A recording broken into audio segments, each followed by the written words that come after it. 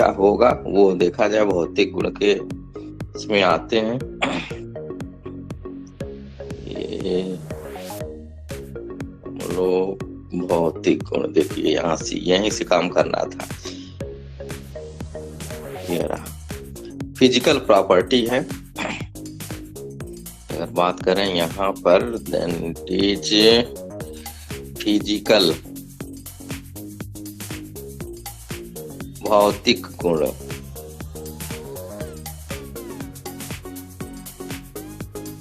Physical property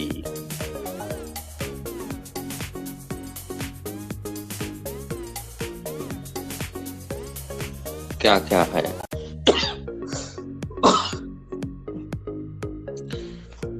पहले 9 सदस्य यानी C9 तक, पहले 9 सदस्य जो होंगे C9 तक के, वो क्या है? C9 9 कार्बन परमाणु तक जो होंगे, रुकिए इसको लाल करते हैं, C9 तक यानी C1 से C9 तक के जो होंगे और रुचिकर गंध वाले हैं, अच्छे गंध वाले नहीं हैं, रंगहीन द्रव हैं, रंगहीन द्रव, कलरलेस। ये तो आप देखे होंगे, एसिटिक एसिड लैब में रखा हुआ और टेस्ट भी किया। उच्च सदस्य जो हायर मेंबर हैं, वो मोम जैसा होता है, वैक्सी जिसको कहते हैं, सेमी सॉलिड जैसा ठोस होते हैं। C9 के बाद वाले विलेयता, सोलिबिलिटी क्या हो रही है यहाँ पर? इनकी सोलिबिलिटी कारण क्या है? ये हाइड्रोजन बॉन्ड बहुत आसानी से जल के साथ बना लेते हैं। तो जब हाइड्रोजन बॉन्ड बना देंगे जल के साथ, इसलिए वो आसानी से डिजॉल्व हो जाएंगे, घुल जाएंगे। पर हायर मॉलिक्यूलर वेट वाले में एरोमेटिक लक्षण आ जाता है, वो उनकी सॉल्युबिलिटी घट जाती है। पहले 4 सदस्य, ये देख लीजिए, पहले 4 सदस्य, जो पहले 4 सदस्य हैं जल में विलेय हैं, क्योंकि ये जल के साथ अंतरा आणविक हाइड्रोजन बंध बना देते हैं, अंतरा आणविक हाइड्रोजन बंध बनाते हैं, इंटर मॉलिक्यूलर हाइड्रोजन बॉन्ड बना देते, इसके कारण वो सोल्यूबल हैं। और भार बढ़ने पर इनमें जल के साथ हाइड्रोजन बंध बनाने की क्षमता घट जाती है। ये क्षमता जो थी वो घट जाती है, कम हो जाती है। क्यों कम हो जाती है? क्योंकि जो एरोमेटिक चेन है, जो कार्बन का चेन है, उसमें एरोमेटिक गुण आ जाता है और एरोमेटिक कंपाउंड जल में अविलेय हो जाते हैं। विलेयता भी, क्षमता भी घट जाती है और विलेयता भी घटती जाती है। सभी कार्बनिक विलायकों में विलेय, सभी ऑर्गेनिक सॉल्वेंट में सोल्यूबल है। ये देखिए सोल्युबिलिटी कैसे आ रही है, किसके कारण आ रही है? तो सोल्युबिलिटी यही इंट्रामॉलिक्यूलर हाइड्रोजन बॉन्ड है। कौन कौन से बन रहा है? इंट्रामॉलिक्यूलर हाइड्रोजन बॉन्ड की हम बात करते हैं तो यही बॉन्ड है, ये जो बन रहा है डॉटेड वाला जो बॉन्ड है, ये एक H2O मॉलिक्यूल है, देखिए यहाँ भी घेर रखा है इनको, और यही H2O मॉलिक्यूल यहाँ भी हाइड्रोजन बॉन्ड के साथ घेर रखा है, ये रहा। तो ये आपके पास जो बॉन्ड बना हुआ है वही अंतरा आणविक हाइड्रोजन बंध है। अंतरा आणविक हाइड्रोजन बंध याद रखे रहिएगा, अंतर नहीं अंतरा। जब दो डिफरेंट परमाणु के बीच में बनेगा, डिफरेंट मॉलिक्यूल के डिफरेंट एटम के बीच में होगा, अंतर नहीं। अंतर तो एक ही परमाणु के ही अंदर बन जाता है, तो इंटरा कहलाता है। ये इंटर मॉलिक्यूलर हाइड्रोजन बॉन्ड के कारण जल में विलेय होता है। क्वथनांक में आइए, बॉइलिंग पॉइंट। अंतरा आणविक हाइड्रोजन बंध, ये हाइड्रोजन बॉन्ड बंद होने के कारण इनका क्वथनांक यानी बॉइलिंग पॉइंट एल्डिहाइड, देखते रहिएगा, एल्डिहाइड, कीटोन, ईथर, अल्कोहल, समान अनुभार वाला मतलब इथेनॉल तक से भी ज्यादा होता है। ये हाइड्रोजन बंध का बहुत प्रॉपर एडजस्टमेंट है जिसके कारण यह हो रहा है। अब कार्बोक्सिलिक अम्ल का ज्यादा है, अभी आएगा नीचे। क्वथनांक अनुभार बढ़ने के साथ साथ बढ़ता है। देखिए यहाँ क्वथनांक एसिटिक एसिड का दिया गया 390 केल्विन यहाँ पर है। यहाँ देखिए इथेनॉल है, यहाँ C2H5OH, ये COH कार्बोक्सिलिक एसिड, यहाँ OH, और देखिए 370 हो गया, ये 370 केल्विन एनसीईआरटी में दिया हुआ, इसलिए आपको जरूरत है जानने की। ये एसिटल्डिहाइड है 322, एसिटल्डिहाइड THO ग्रुप लिखा हुआ है। और ये सामान्य हाइड्रोकार्बन है क्या, ब्यूटेन, और 309 डिग्री केल्विन है। तो इसमें से देख लीजिए सबसे ज्यादा एसिटिक एसिड, उसके बाद अल्कोहल, उसके बाद एसिटल्डिहाइड, और उसके बाद कीटोन गलनांक। अगर हम यहाँ लिख ही देते हैं तो देखिए यहाँ से एसिड कार्बोक्सिलिक एसिड जगह है नहीं, ये लिखेंगे कार्बोक्सिलिक एसिड,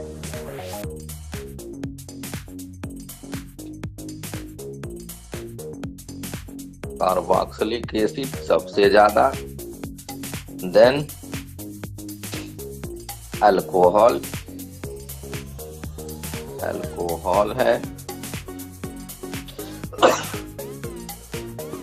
उसके बाद आपका आ रहा है एल्डिहाइड, ये क्रम याद रखे रहिए, एल्डिहाइड, एंड देन उसके बाद कीटोन, ये कीटोन होगा, और उसके बाद जो कुछ भी है हाइड्रोकार्बन, हाइड्रोकार्बन होगा। ये है क्रम, आपको दे दिया गया। गलनांक मेल्टिंग पॉइंट, अनुभार बढ़ने के साथ साथ गलनांक भी बढ़ता जाता है। ऐसे अम्ल जिनमें सम संख्या, बहुत इंटरेस्टिंग है, देखते रहिए, सम संख्या में कार्बन परमाणु होते हैं का गलनांक विषम संख्या वाले कार्बन परमाणु से ज्यादा होता है। ऐसा क्यों? तो यहाँ आप लिख दीजिए पैकिंग के कारण, पैकिंग, यहाँ कैसे लिख देंगे, यहाँ पैकिंग, इनके बीच में पैकिंग बड़ा स्ट्रांग होता है सम संख्या में, पैकिंग के कारण, due to the packing, packing के कारण ये रीजन है, हम डाल दिए, आपको कहीं दिक्कत नहीं होगी। विषम संख्या में पैकिंग सही नहीं है। अब पैकिंग मतलब अगर हम डालें तो जैसे चेयर होता है, एक चेयर दूसरे चेयर पर प्लास्टिक वाला किस तरह से बैठता जाता है, खटखट 10 होगा, अब डाल दीजिए एक ही चेयर पे आ जाएगा, वही पैकिंग है। और चेयर को स्टूल में बैठाएंगे तो नहीं होगा। हाँ बोलो सर, यदि 2 कार्बन रहे और 3 कार्बन रहे तो ज्यादा 2 कार्बन का होगा, ज्यादा 2 कार्बन का होगा। ये पैकिंग इसी तरह का है। हाँ वही तो लिख दिया ना, पैकिंग देखो क्या हो रहा है कि जैसे ये पैकिंग मॉलिक्यूलर वेट पे भी डिपेंड करता है ना, तो उसका तो मॉलिक्यूलर वेट कम होगा करेगा। तो दोनों के केस में देखो यहाँ रिजल्ट दिया हुआ है नीचे, अभी आ रहा है आपके सामने। पैकिंग होता क्या पहले समझ लीजिए, ये हमने बनाया ऐसे और ऐसे बना दिया, ठीक है, और इसी में हर एक चीज को आप पैक करते जाएंगे, रखते जाइए तो सब फिट होता जाएगा ऐसे, इस तरह से। देखिए कुर्सी मैंने बताया ना, प्लास्टिक वाली कुर्सियां रहती है, कितना बंडल बना देती है, ये पैकिंग हो गई। ये देख लीजिए कितना है इसमें, 1 2 3 4 कार्बन आइटम है, और 4 कार्बन आइटम किस तरह से पैक हुआ है। अगर इसी को आप बना देते किसी दूसरे रूप में, ऐसे बना देते या इधर से बना दें या इन्हीं को इधर बना देंगे तो ये पैकिंग नहीं हो पाएगी सही ढंग से, और जब पैकिंग नहीं होगी तो उसके गलनांक भी कम होंगे। तो पैकिंग शब्द आप समझ लीजिए कैसे बनाया गया है, ये पैकिंग है, इसलिए ऐसा हो रहा है। पैकिंग मेन रीजन है। हाँ, यहाँ पर अगर आ जाए, ये देखिए पुनः कि एसिटिक एसिड है, एसिटिक एसिड, एसिटिक एसिड की पैकिंग देखें कैसे हो रहा है। इसमें अगर हम पढ़ रहे हैं तो 251 केल्विन का टेम्परेचर देने पर ये स्थिति आ रही है। 251 केल्विन का इसका क्या गलनांक है, गलनांक है, ध्यान में रखे रहेंगे। मतलब ये सॉलिड स्टेट में है, एसिटिक नहीं, प्रोपेनोइक अम्ल है। और वहीं पर देखिए 1 2 3 4, 1 2 3, ये 3 कार्बन का है। तो मेल्टिंग पॉइंट ध्यान में रखेंगे, फिर ना आपको दिमाग कंफ्यूजन नहीं होना चाहिए। भाई 4 कार्बन परमाणु के, तो कौन सा यहाँ से लेंगे, 1 2, यह दोनों हम हिस्सा लेंगे तो कार्बोक्सिलिक ग्रुप है। यहाँ देखिए 3 ये लेंगे, वो कार्बोक्सिलिक ग्रुप है। वहां ना आप आगे बढ़िए, अगर मान लीजिए हम यही देखते हैं, देखा ही क्या हो रहा है, तो थक जाएगा। नो, सही नहीं है, वही सही है। फिर यहाँ देख के आइए कितना बड़ा हो गया, 1 2 3 4, 4 कार्बन आइटम का है। होना तो चाहिए था इसका 4 वाला लेकिन पैकिंग के कारण कौन हो गया, ये 2 कार्बन वाला, ये ज्यादा इंपॉर्टेंट और ज्यादा मेल्टिंग पॉइंट वाला हो गया। ये गलनांक है, सॉलिड स्टेट में है तब की ज्यादा बात हो रही है। तो विषम संख्या, सम संख्या वाले कार्बोक्सिलिक अम्ल विषम संख्या से ज्यादा गलनांक रखते हैं। रासायनिक अभिक्रियाएं देख लीजिए, इसमें क्या आ रहा है, अभिक्रियाएं OH के द्वारा, COOH में 2 भाग बना हुआ है। कौन कौन से भाग हैं उसमें से देख लीजिए। एक भाग हमारे पास ये CO और H है, यहाँ देखिए H, एक तो ये हो गया, फ्री कर दिया मैंने। और इधर जो है कीटोनिक ग्रुप है, ये ध्यान में रखे रहेंगे, ये स्टिल क्या कहते हैं,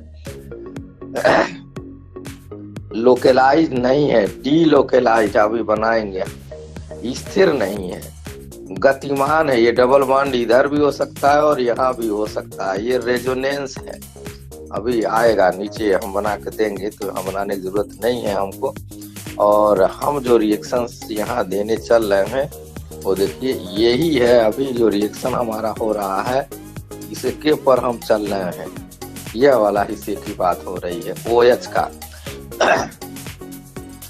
कार्बोक्सिलिक अम्ल विद्युत धनी धातुओं के साथ क्रिया करके हाइड्रोजन गैस बनाते हैं। ये टेस्ट भी है कार्बोक्सिलिक ग्रुप का, समूह का परीक्षण भी है। या OH अगर किसी में है, यानी अम्लीय हाइड्रोजन का परीक्षण भी है। ये यहाँ हम लिख दे रहे हैं, अम्लीय हाइड्रोजन का टेस्ट भी इसी से होता है। किसी कंपाउंड में अम्लीय हाइड्रोजन है कि नहीं है वो यही बता देगा। अम्लीय हाइड्रोजन परीक्षण भी है ये। इसी में डालिए सोडियम, अगर डाल न सोडियम तो वो हाइड्रोजन गैस अगर लिबरेट कर रहा हो, मुक्त कर रहा हो, इसका मतलब है कि वो हाइड्रोजन अम्लीय है। किसके साथ अम्ल बनाया है, कार्बोक्सिलिक अम्ल है कि HF है कि Cl है कि अल्कोहल है, ये टेस्ट कर देता है। देखिए अब ये बन गया sodium acetate, sodium carboxylate, sodium नाम होगा कार्बोक्सिलेट, ये नाम होगा कार्बोक्सिलेट। ये हो गया, ये कार्बोक्सिलिक एसिड है। ROH मीन्स सब जनरल में लाया गया है, कार्बोक्सिलिक एसिड। यहाँ तक हम पहुंच गए।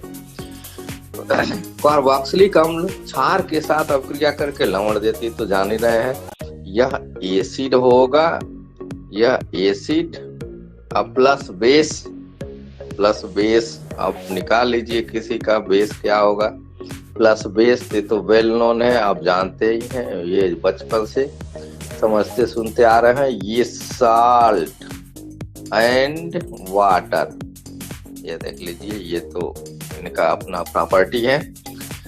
कार्बोक्सिलिक अम्ल दुर्बल क्षारक, जो वीक बेस है, दुर्बल क्षारक है, जैसे कार्बोनेट, याद रखे रहिएगा, अब कहीं आएगा आप परेशान करेगा। दुर्बल क्षारक जैसे कार्बोनेट बाइकार्बोनेट के साथ अपक्रिया करके CO2 गैस बनाता है, देता है दुर्बल क्षारकों के साथ। सोडियम बाइकार्बोनेट, यही CO2 निकल जाता है, साल्ट बन गया इनका, सोडियम का साल्ट बना, H2O, CO2 गैस निकल जाती है दुर्बल क्षारकों के साथ। कार्बोक्सिलिक अम्ल जल में वियोजित होकर कार्बोक्सिलेट ऋण आयन और हाइड्रोनियम आयन देते हैं। कार्बोक्सिलेट एन आयन यानी ऋण आयन अनुनाद के द्वारा अस्थायित्व प्राप्त करता है, रेजोनेंस। देखिए यहाँ से ये आपका जो है वो कार्बोक्सिलिक अम्ल है। कहाँ लिखते हैं, यहाँ लिख देते हैं, गड़बड़ हो जाएगा। यहाँ लिखें इसी के ऊपर, कार्बोक्सिलिक एसिड है, ये कार्बोक्सिलिक एसिड है। और ये चल तो दिया, यहाँ पर बनाया क्या, ये प्लस H2O बन गया यहाँ से निकलकर, और फिर ये आपका कार्बोक्सिलेट आयन भी बना दिया। ये कार्बोक्सिलेट आयन है, कार्बोक्सिलेट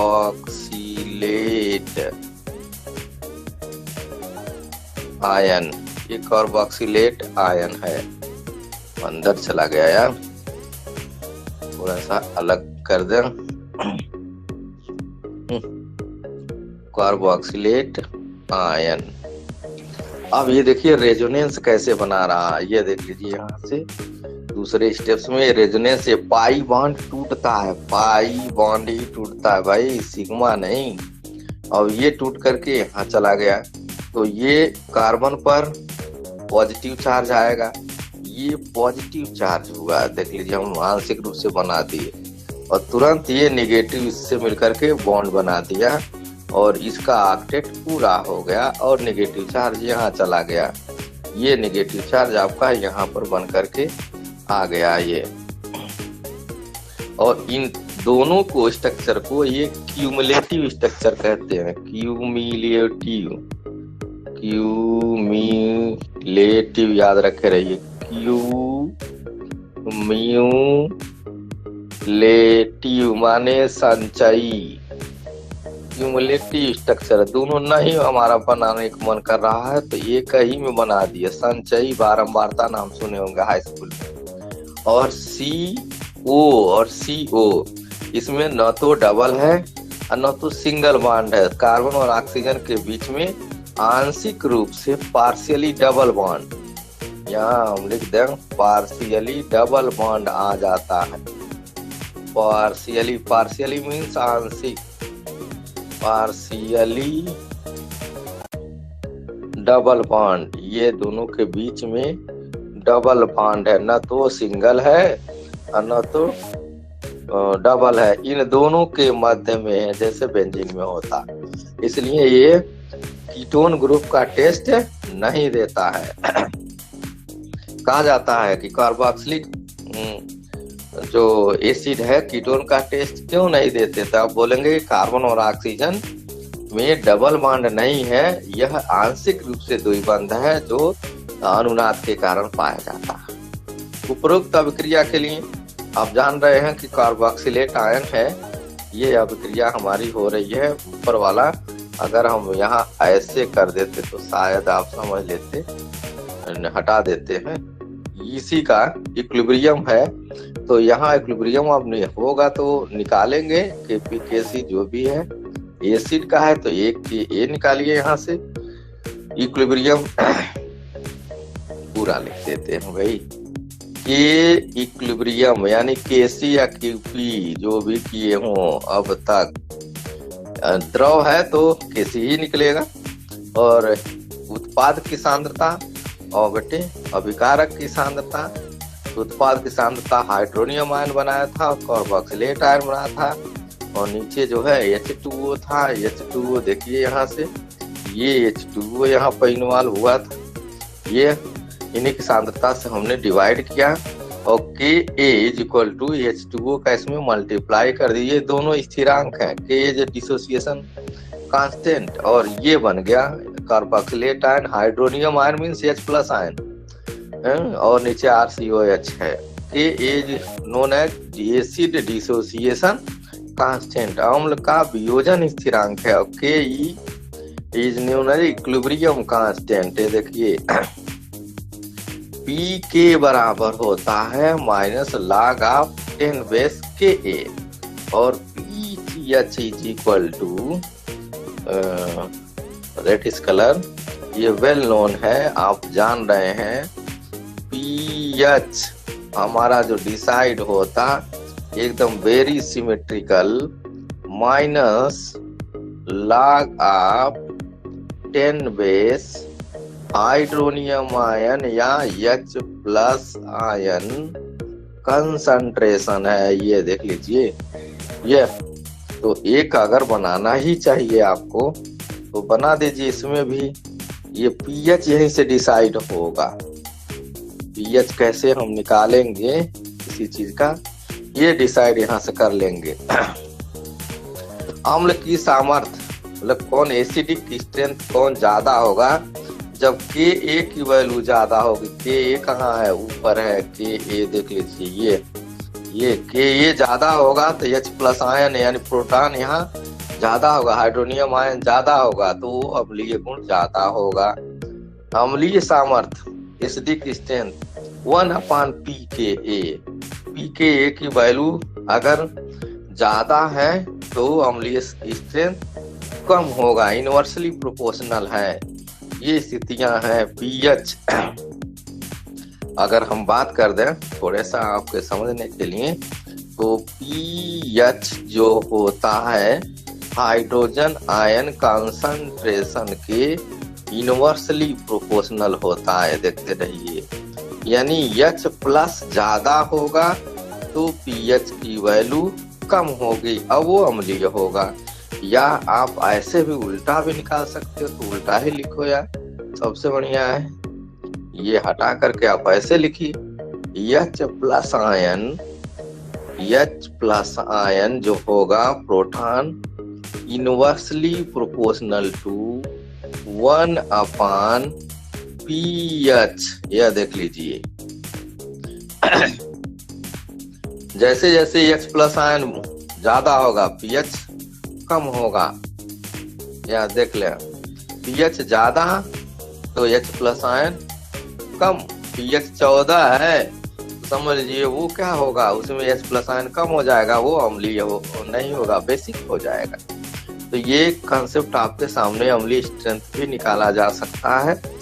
pKa, ये देखिए pK इज लेस देन कितना, 1 से 5 तक, तो वो आपका होगा क्या, मध्यम प्रबल अम्ल का ये सिंबल यहाँ पर हम दे रहे हैं, ये आ गया।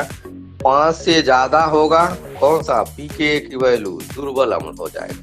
प्रबल कब होगा, जब 1 से कम होगा, 1 से कम pK का मान मतलब माइनस में अगर जाए तो that will be strong acid. 1 से 5 तो वीक है। अब यहाँ देख लीजिए pK वैल्यू दिया हुआ है, HCl का लेस देन 7 है pK का मान। आई देखिए इसका कितना है, 0.023 है, ट्राई फ्लोरो इथेनोइक अम्ल है। और देखिए ये बेंजोइक एसिड है, ये दिया हुआ है। आप अनुमान लगा लीजिए कौन ज्यादा अम्ल होगा, प्रबल। जितना ही कम होगा, देखिए हाँ, pKa की वैल्यू जितने कम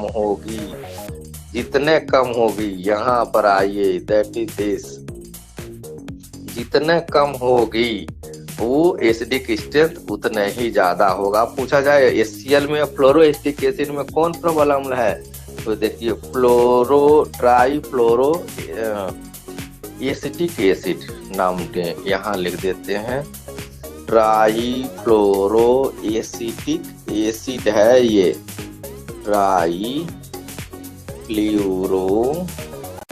एसिटिक या इथेनोइक एसिड है ये। और ये देखिए बेंजोइक एसिड है ये, बेंजोइक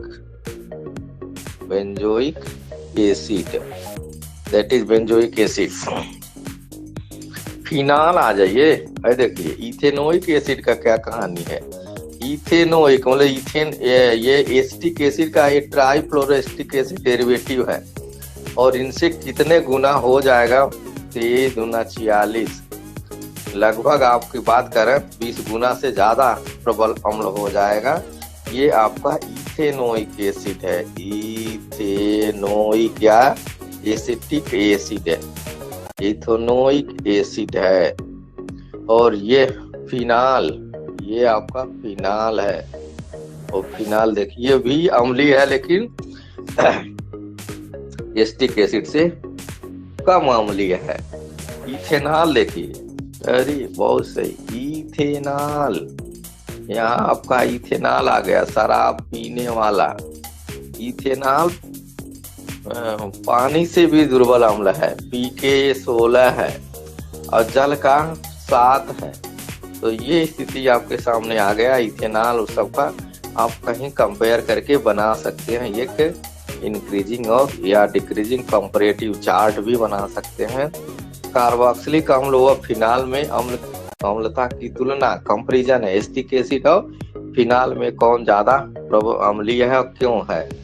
कार्बोक्सिलिक अम्ल फिनाल की अपेक्षा ज्यादा अम्लीय है, अब तो क्लियर हो गया, ऊपर डाटा भी है, ज्यादा अम्लीय है। कारण, कार्बोक्सिलेट आयन फिनाक्साइड आयन की तुलना में ज्यादा अस्थायी होते हैं, यद्यप द्वियट है लेकिन सिमेट्रिकल है, ज्यादा अस्थायी होते हैं, क्योंकि कार्बोक्सिलेट आयन में समान अनुनादी सिमेट्रिकल रेजोनेंस है। समान अनुनादी याद रख लीजिए, सिमेट्रिकल जो जहां रेजोनेंस होंगे वो ज्यादा प्रभावशील होते, सिमेट्रिकल रेजोनेंस है, अनुनाद है, रेजोनेंस। अब रेजोनेंस के विषय में आप पढ़ना चालू कर दिए, रेजोनेंस है। संरचना होती है जहां ऋणावेशित अधिक विद्युत ऋणी ऑक्सीजन परमाणु पर स्थित होता है, वहीं दूसरी तरफ फिनाक्साइड आयन की अनुनादी संरचनाएं असमान है।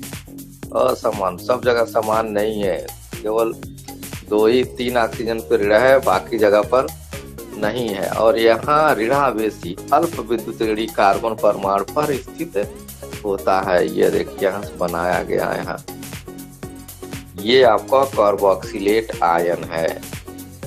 ये टूट रहा है कैसे, पाई बॉन्ड टूटेगा भाई, ये हमेशा याद कर लीजिए, ये सिग्मा बॉन्ड है।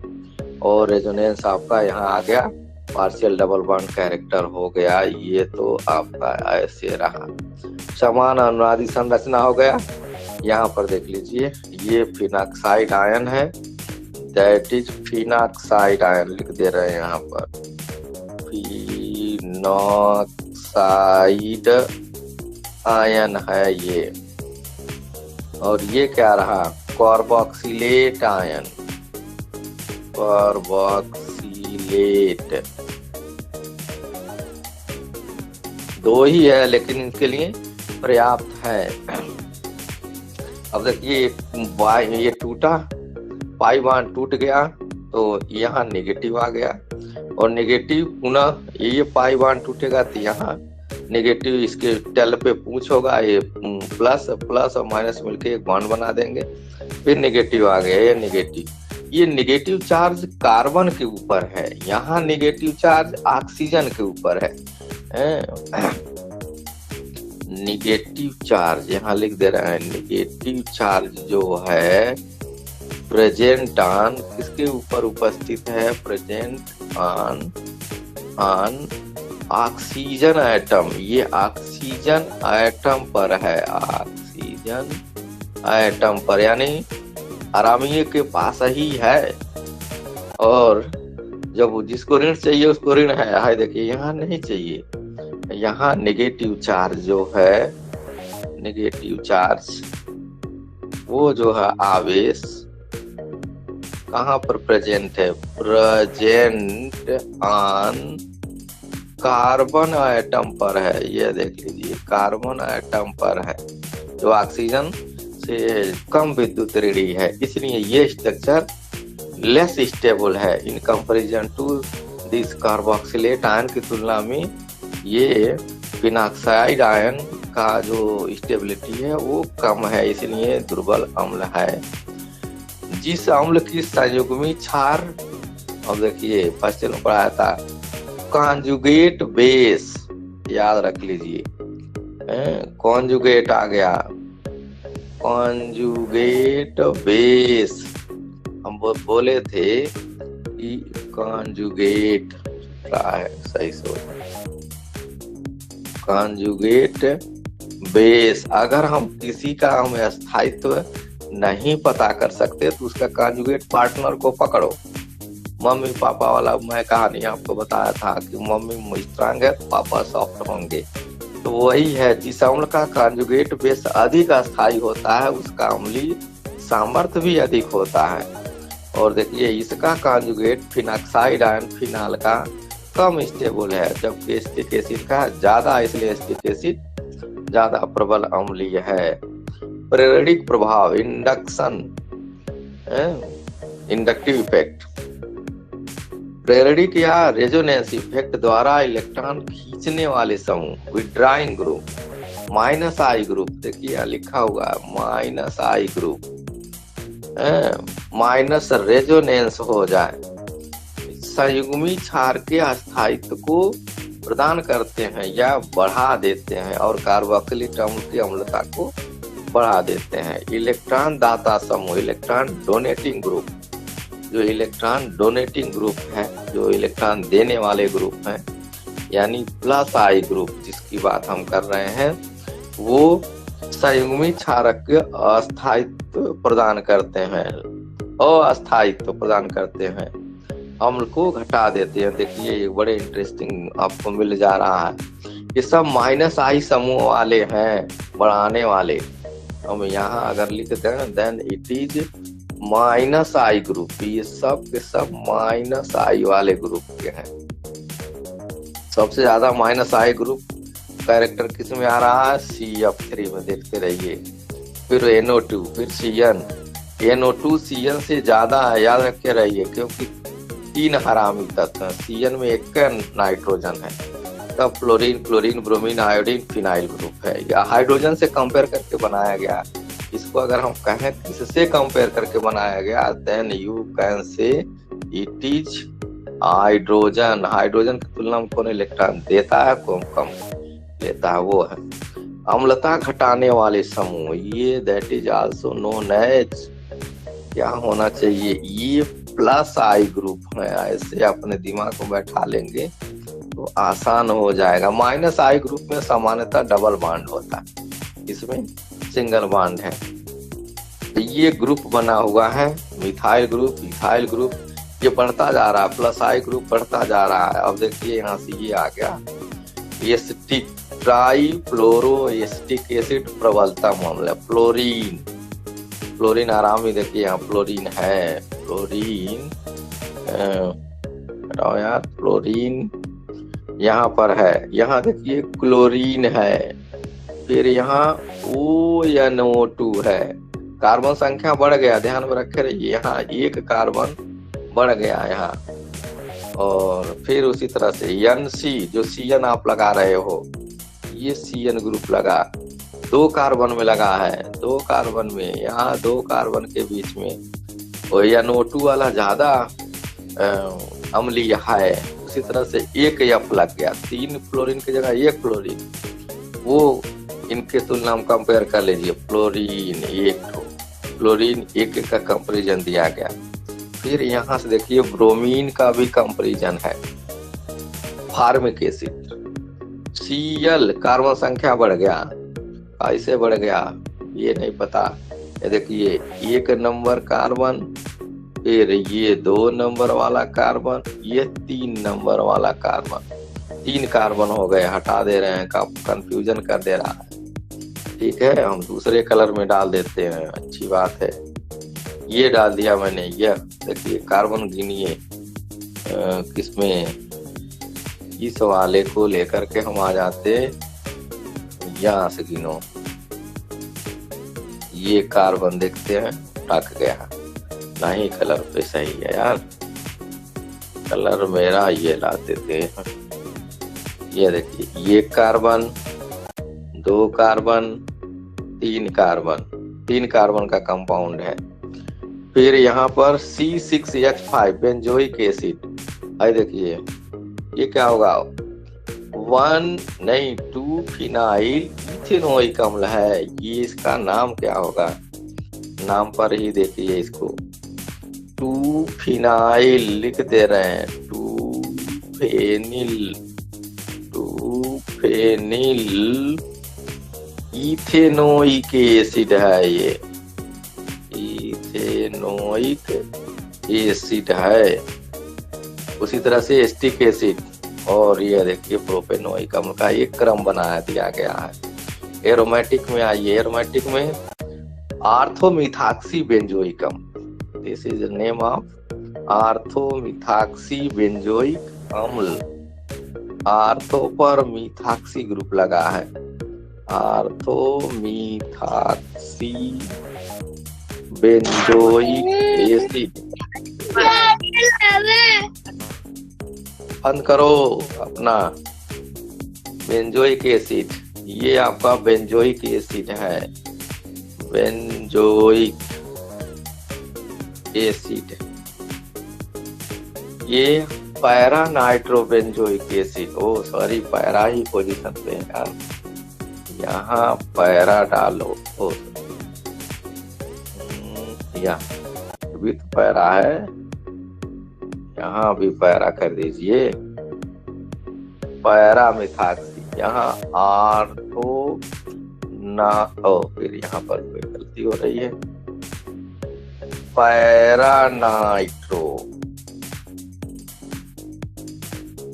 Benzoic acid. अगर आर्थो रहता तो इनसे भी ज्यादा प्रबल हो जाता, यहाँ लिख दे रहे हैं कहीं है आर्थो नाइट्रो, इनसे भी ज्यादा होगा, आर्थो नाइट्रो बेंजोइक एसिड, ये इनसे भी ज्यादा प्रबल होगा, आर्थो कोई भी होगा वह ज्यादा होता है। तो that is all about carboxylic acid. ये कुछ होमवर्क है आपका, इस होमवर्क को आप करिए, और इस तरह से ये एल्डिहाइड कीटोन कार्बोक्सिलिक अम्ल फिनिश होता है। Thanks a lot.